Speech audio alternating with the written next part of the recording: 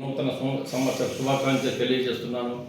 ప్రతి ఒక్కరు కూడా ఆయురారోగ్యాలతో ఉండాలి, సంపద సంపాదించుకోవాలి, మీ కుటుంబం బాగుండాలి. మీ కుటుంబం బాగుండాలంటే ఈ రాష్ట్రంలో మంచి ప్రభుత్వం వచ్చింది.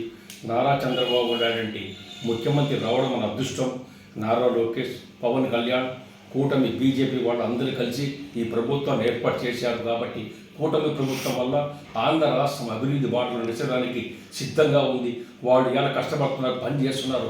అగర్నిసరికి రాష్ట్రం కోసం అగర్నిసలు కష్టపడి పనిచేసి ముఖ్యమంత్రి చంద్రబాబు నాయుడుపై రాష్ట్రానికి రచించిన నాయకుడు ఎవ్వరూ లేరు. అందుకనే ఒక మంచి ముఖ్యమంత్రి ఇవాళ ఆంధ్రప్రదేశ్కి వచ్చారు.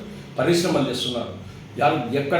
ఎక్కడ ఉన్న రైతులకు ఇవాళ పోలవరం పూర్తి చేస్తున్నాడు, అమరావతి పూర్తి చేస్తున్నాడు.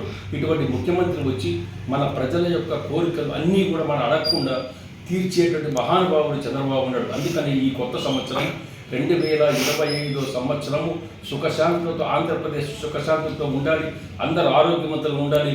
తల్లిదండ్రులు అందరూ కూడా మా పిల్లలకు తొందరగా చంద్రబాబు పరిశ్రమలు కొత్త పరిశ్రమలు తెచ్చి మాకు ఖచ్చితంగా ఉద్యోగ అవకాశాలు కల్పిస్తాను నమ్మకం ప్రజల్లో ఉంది. కాబట్టి 2025 సువర్ణాచరణతో లిఖించే విధంగా చంద్రబాబు నాయుడు ఈ రాష్ట్రాన్ని అభివృద్ధి బాటలో తీసుకుపోయేదాన్ని సిద్ధంగా ఉన్నారు.